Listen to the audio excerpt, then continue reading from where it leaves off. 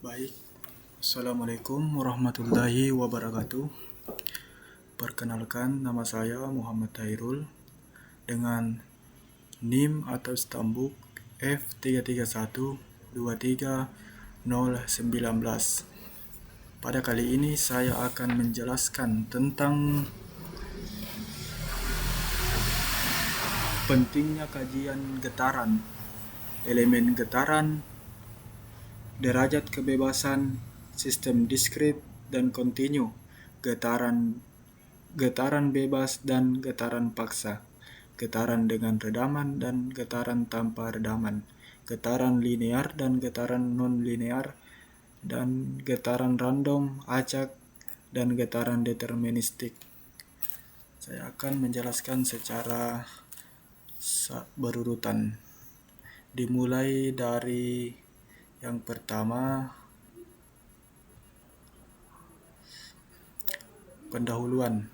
Kajian getaran memainkan peran krusial dalam berbagai bidang, termasuk teknik dan kesehatan. Dalam memahami getaran, kita dapat mencegah kerusakan struktur, meningkatkan efisiensi mesin, dan menjamin keselamatan kerja. Pengetahuan ini juga memungkinkan pengembangan teknologi baru yang lebih aman dan efisien. Yang pertama, tentang pentingnya kajian getaran.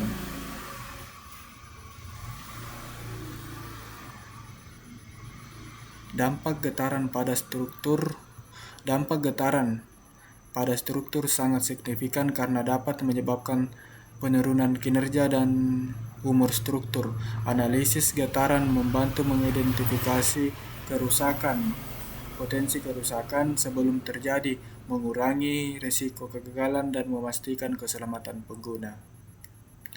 Ini adalah merupakan salah satu dari pentingnya kajian getaran. Selanjutnya, dalam aplikasi dalam rekayasa. Dalam rekayasa, kajian getaran digunakan untuk merancang dan menguji komponen mesin. Ini termasuk pemantauan getaran untuk mendeteksi masalah dini, optimasi desain produk untuk mencegah resonansi, serta meningkatkan kinerja dan efisiensi energi. Selanjutnya, dan ini juga masih dalam cakupan pentingnya kajian getaran. Selanjutnya, kesehatan dan keselamatan kerja. Kajian getaran sangat penting untuk kesehatan dan keselamatan kerja. Getaran yang berlebihan dapat menyebabkan gangguan kesehatan pada pekerja, termasuk stres fisik dan kelelahan. Melalui pemantauan dan analisis, mendapatkan informasi penting untuk merencanakan lingkungan kerja yang lebih aman dan sehat, sehingga mengurangi risiko cedera dan meningkatkan produktivitas.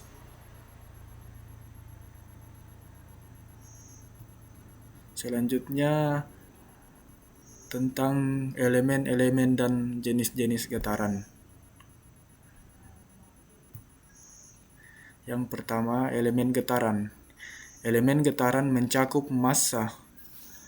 Yang kedua, penyangga, dan yang ketiga, pegas, yang memainkan peran penting dalam analisis dinamika.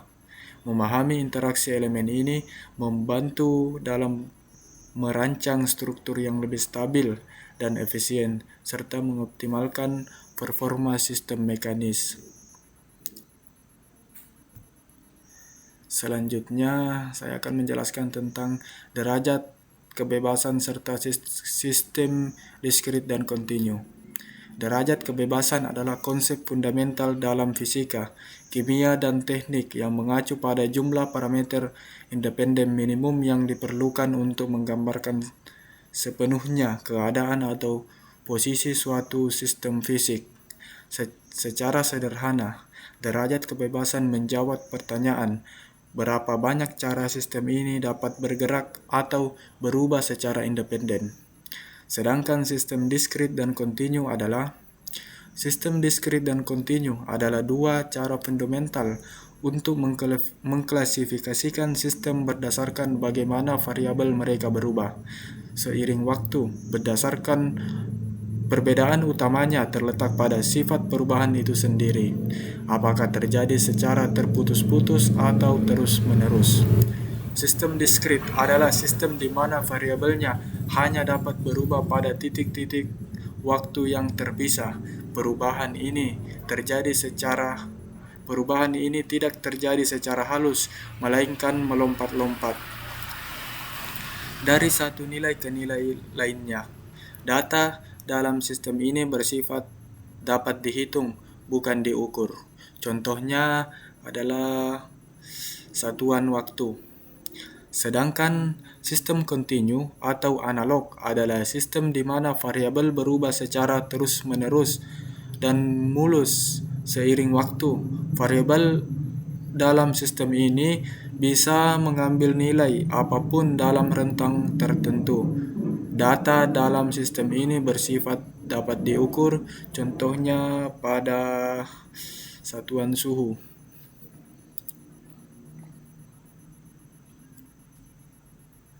Selanjutnya, perbedaan antara getaran bebas dan getaran paksa. Getaran bebas terjadi tanpa gaya eksternal setelah kondisi awal ditentukan, sedangkan getaran paksa dihasilkan dari gaya luar yang bekerja pada sistem.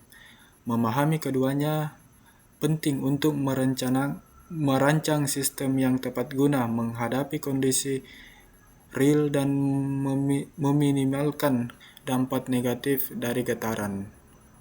Jadi perbedaannya ini terletak pada gaya eksternalnya. Untuk getaran bebas, dia tidak memiliki gaya eksternal, sedangkan getaran paksa dihasilkan dari gaya luar atau gaya eksternal. Selanjutnya, getaran teredam dan getaran tak teredam. Getaran teredam adalah getaran yang amplitudenya kecil, mengecil seiring waktu karena adanya gaya gesek atau hambatan.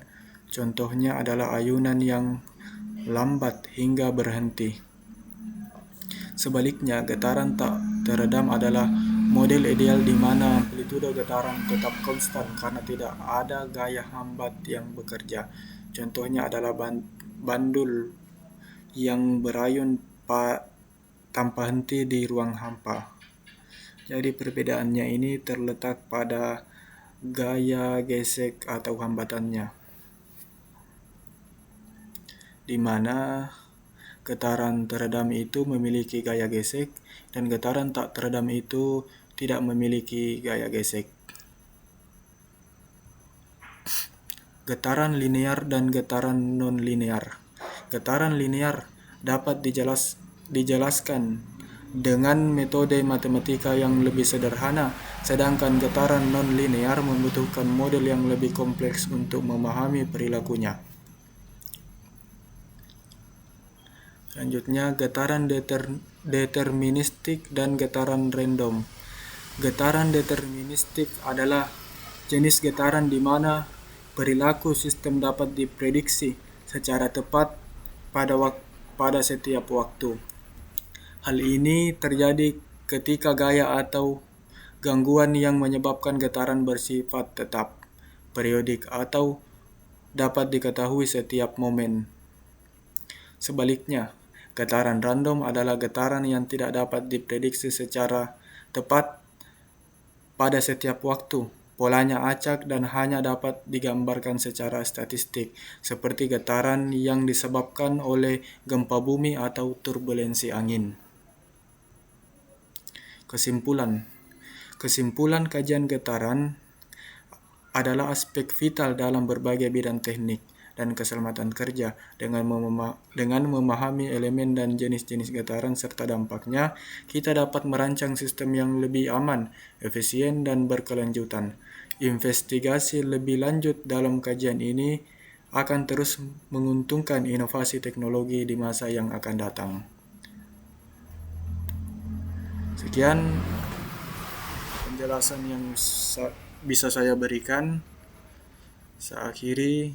Wassalamualaikum warahmatullahi wabarakatuh.